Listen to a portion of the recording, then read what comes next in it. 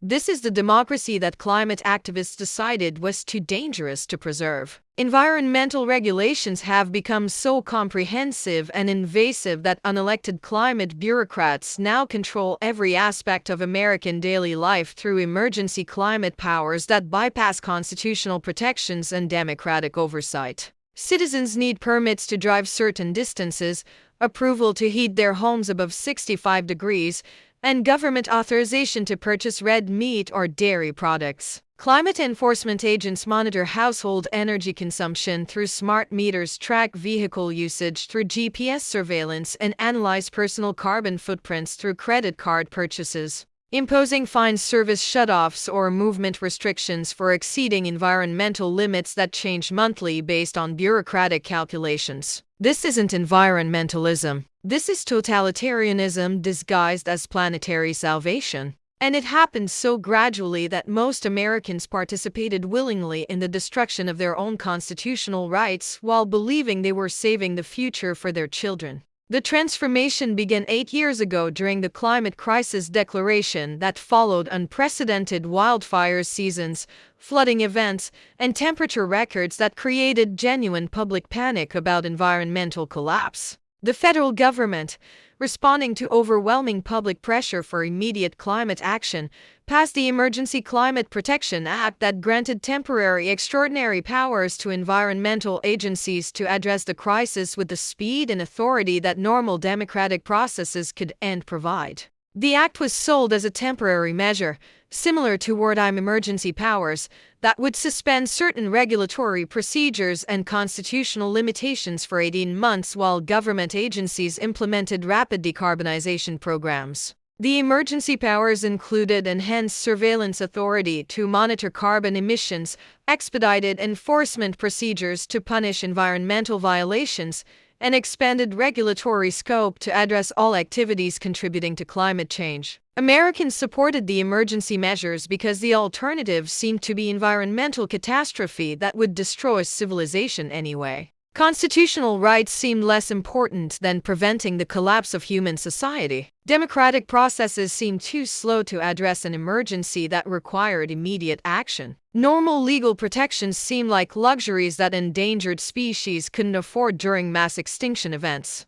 The Climate Emergency Authority was created as an independent federal agency with extraordinary powers to implement environmental regulations without the bureaucratic delays that had prevented effective climate action. CEA agents received law enforcement authority that exceeded FBI capabilities, surveillance powers that surpassed NSA programs, and regulatory control that transcended traditional constitutional limitations. The genius of the climate emergency framework was its moral authority. Opposition to environmental regulations became opposition to planetary survival. Criticism of bureaucratic overreach became climate denialism. Constitutional concerns became selfish prioritization of personal rights over collective survival. Anyone questioning climate enforcement was immediately characterized as an enemy of future generations who valued their convenience over their children's habitability. Within 6 months, the CEA had implemented the most comprehensive surveillance and control system in American history.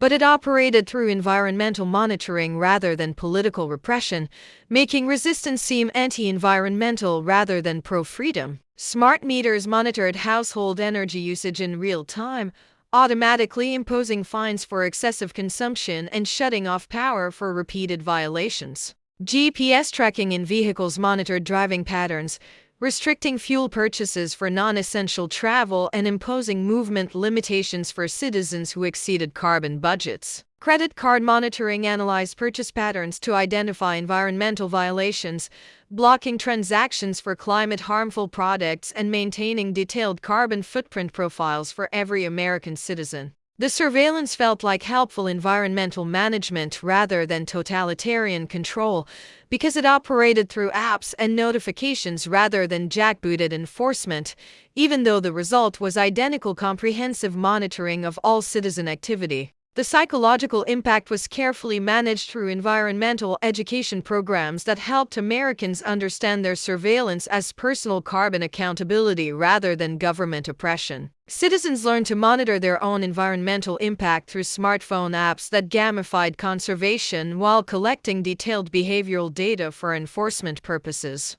The surveillance became self-imposed as Americans competed to achieve lower carbon scores and demonstrate environmental virtue through quantified lifestyle changes. Rebecca Martinez discovered the reality of climate enforcement when her family exceeded their monthly carbon allowance during a cold winter month when their furnace malfunctioned. The CEA automatically reduced their heating allocation for the following month as a conservation incentive, but the reduction meant their home temperature couldn't exceed 58 degrees even when outside temperatures dropped below freezing.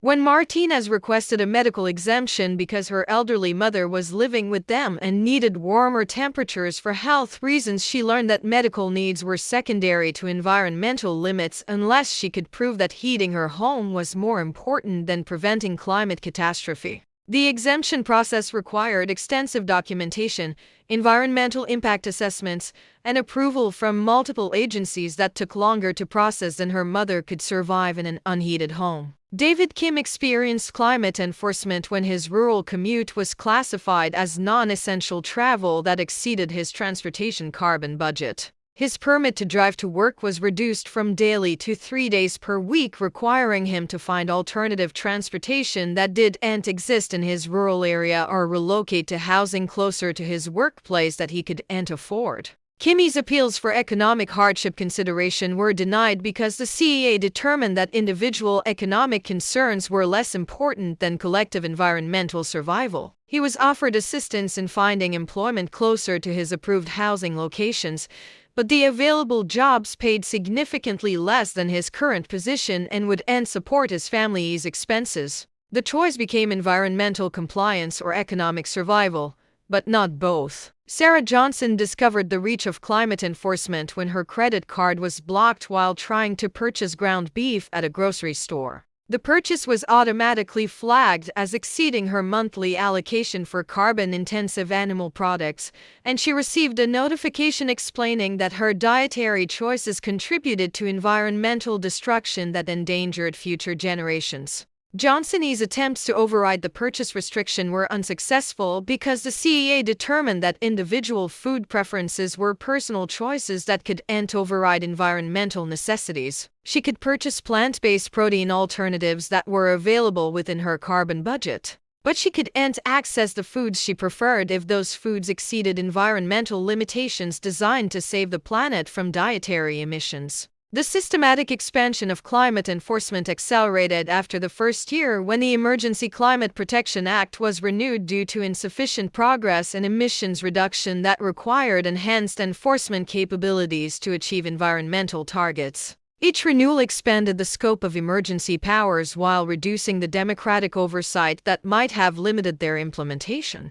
By the third year, climate enforcement had expanded beyond energy and transportation to include housing regulations that determined acceptable living space per person, dietary mandates that regulated food consumption based on environmental impact, and lifestyle restrictions that governed entertainment, travel, and consumer choices based on carbon calculations that changed monthly according to bureaucratic assessments of environmental necessity. The enforcement system operated through automated monitoring and algorithmic punishment that eliminated human judgment from environmental violations. Citizens received points-based carbon scores that determined their access to energy, transportation, housing, food, and consumer goods based on mathematical formulas that optimized environmental impact rather than human welfare. Americans with higher carbon scores faced automatic restrictions on energy usage, travel permissions, food purchases, and housing options that function as punishment for environmental non-compliance.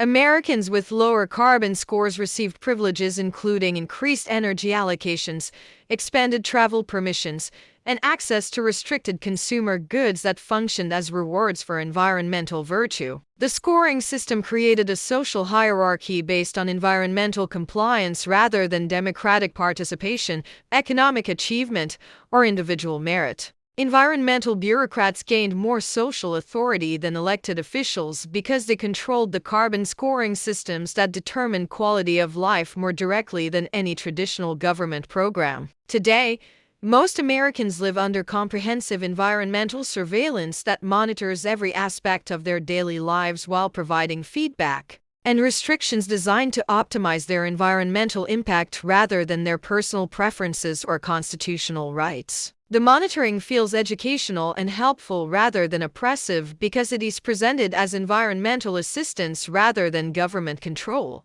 Citizens receive daily environmental reports showing their carbon usage, efficiency suggestions for reducing their environmental impact, and automated adjustments to their energy, transportation, and consumption permissions based on algorithmic calculations of their environmental performance. The system provides more detailed life guidance than any traditional government program while eliminating more freedom than any previous American dictatorship. The climate enforcement system works because it operates through environmental necessity rather than political ideology, making resistance seem selfish and anti-scientific rather than patriotic and pro-freedom. Americans accept environmental restrictions that they would never accept as political restrictions because saving the planet seems more important than preserving democracy.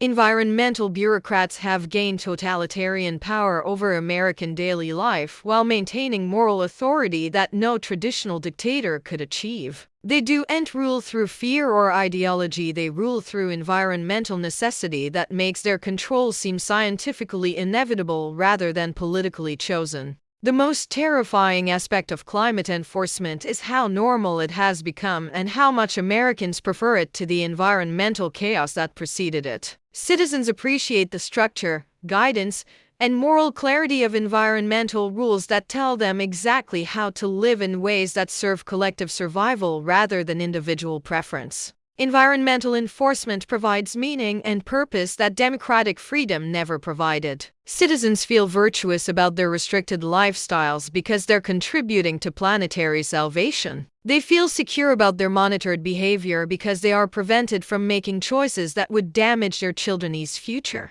They feel guided by scientific expertise rather than confused by democratic debate about environmental policy. But environmental enforcement has eliminated democratic choice about how Americans want to live and what they are willing to sacrifice for environmental protection. The climate bureaucrats decided for all Americans that environmental survival is more important than individual freedom, constitutional rights, and democratic governance. Americans never voted for climate dictatorship, but they voted for climate action that required emergency powers, that required constitutional suspension, that required democratic termination. Each step seemed reasonable and necessary until the accumulation of reasonable measures created comprehensive totalitarian control that operates through environmental law rather than political repression. The climate emergency has become permanent because environmental problems are always urgent and environmental solutions always require more authority and less democratic oversight. The emergency powers designed to address temporary environmental crises have become permanent environmental governance that operates independently of electoral approval or constitutional constraint. Climate enforcement succeeds because it feels like environmental education rather than totalitarian control. Americans are being taught how to live correctly rather than being forced to live differently. The teaching happens through apps and algorithms rather than agents and arrests.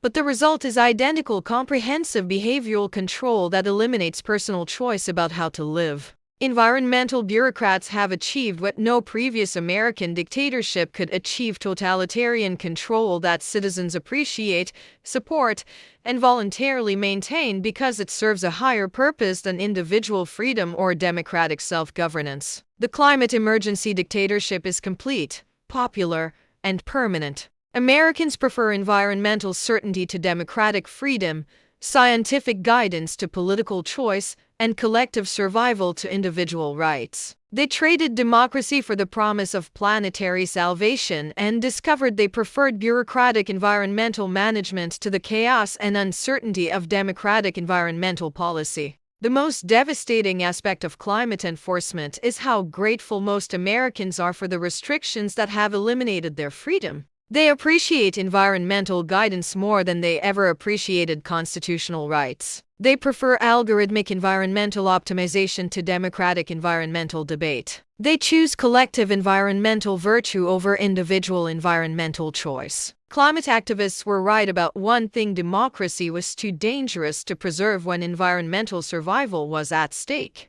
But they were wrong about everything else. Environmental dictatorship doesn't save the planet, it just saves bureaucrats from having to convince citizens to make environmental choices voluntarily. And it turns out Americans prefer being told how to live for environmental reasons than being asked to choose how to live for democratic reasons. The climate emergency dictatorship succeeded because it gave Americans what they actually wanted: moral certainty, behavioral guidance, and freedom from the responsibility of making environmental choices themselves. The planet may or may not be saved, but democracy is definitely dead. And most Americans are satisfied with that trade.